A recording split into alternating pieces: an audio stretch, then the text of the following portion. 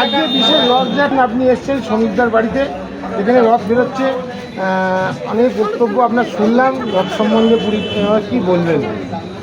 দেখুন, যত বেশি সনাতনী কর্ম বাড়বে তত বেশি মানুষের কল্যাণ।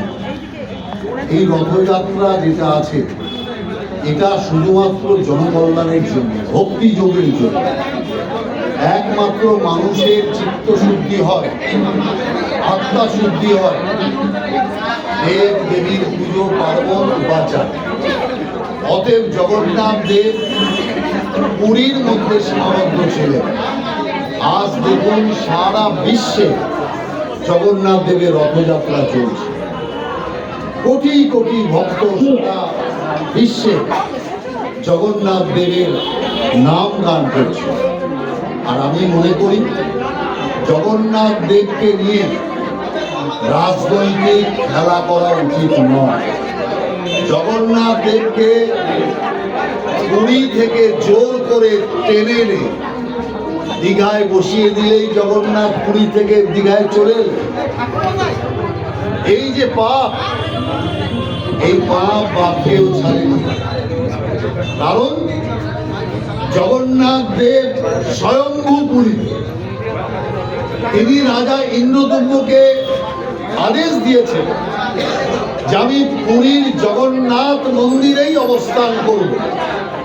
সেখানে আপনি আরেকটা মন্দির বানাতে পারেন, কিন্তু পুরীকে চ্যালেঞ্জ করে, পুরীর সমুদ্রকে চ্যালেঞ্জ করে, জগন্নাথ মন্দিরকে চ্যালেঞ্জ করে দীঘার সমুদ্রকে আপনি ঢাল বানাবেন, রাজনৈতিক হাতিয়ার করবেন।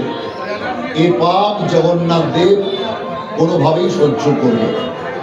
সেই কারণে আমি মনে করি আচার বিচার ভক্তি সব কিছু হওয়া উচিত, কিন্তু সেই ভক্তিকে যদি কেউ কারো হাতিয়ার করে, ভগবানকে অপরের হাতিয়ার করে, লড়াইয়ের মাধ্যম করে, সেই লড়াইতে ভগবান আশীর্বাদের বদলে অভিশাপ দেয়। যার জন্য আপনি দেখছেন কর্পূরের মতো উড়ে চলে গেছে, কর্পূরের মতো উড়ে চলে গেছে। এরকম ভারতবর্ষে কখনো হয়নি। হার জিত তো হতেই পারে, কিন্তু কর্পূরের মতো ভ্যানিশ, সবচেয়ে ছোট গ্রুপের লোক। অতএব এটা আর কিছু না, জগন্নাথ দেবকে অপমান করার জন্য। সেই কারণে আমরা মনে করি আজকের এই পবিত্র দিনে জগন্নাথ দেবের রথযাত্রা, এরপরে হবে উল্টো রথযাত্রা। দীর্ঘদিন জগন্নাথ দেব অসুস্থ ছিলেন, কারণ স্নান যাত্রার পরে উনি অসুস্থ হয়ে পড়েন। এখন আজকে তিনি সুস্থ হয়ে তিনি আজকে বেরিয়েছেন দর্শন করার জন্য, মানুষকে দেখা দেওয়ার জন্য যে আমি সুস্থ, মানুষকে দেখতে চাই, এতদিন দেখতে পারিনি। আবার তিনি ওখান থেকে মাসির বাড়ি থেকে ফিরবেন 9 দিন বাদে।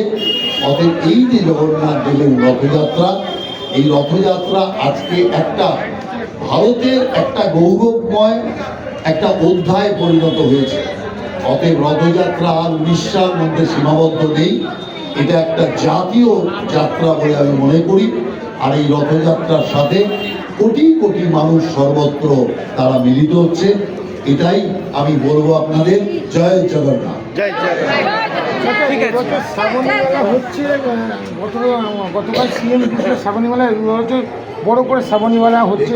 ব্যাপার হচ্ছে শিব ভক্ত যারা আছেন, যারা তারকেশ্বরে জল চড়াতে যান, তাদের কষ্টের কথা তাদের জন্য চিন্তা কেউ করে। বিজেপি সরকার প্রথম তাদের জন্য চিন্তা করেছে, তাদের সেই হাঁটাকে লাঘব করার জন্য, তাদের কষ্টকে লাঘব করার জন্য সেবা কেন্দ্র তৈরি করেছে। হেলিকপ্টার দিয়ে তাদের উদ্দেশ্যে ফুল বর্ষণ করার ব্যবস্থা হয়েছে। সব দিক দিয়ে আমি মনে করি এই যে শ্রাবণ মেলা, এই মেলা একটা নতুন মাত্রা এনে দিয়েছে। এটাও ভক্তি যোগের একটা বড় যোগ। আমরা ঈশ্বরের নাম গান আরো বেশি প্রচার করতে চাই, কারণ কলিতে একমাত্র মুক্তি ঈশ্বর ভক্তি আর ঈশ্বর নাম। ঈশ্বর ভক্তি আর ঈশ্বর নামেই কলিতে পাপ মুক্তি, কলির এই দুঃখ কষ্ট থেকে ক্ষয়। অতএব সেই কারণে আমরা মানুষকে দুঃখ কষ্ট ব্যথা বেদনা থেকে মুক্তি দিতে চাই। সেই কারণের জন্য মানুষের ধর্মাচরণের পাশে থেকে তাদের ধর্মাচরণকে আরো এগিয়ে দিতে এবং লাঘব করতে আমরা চাই।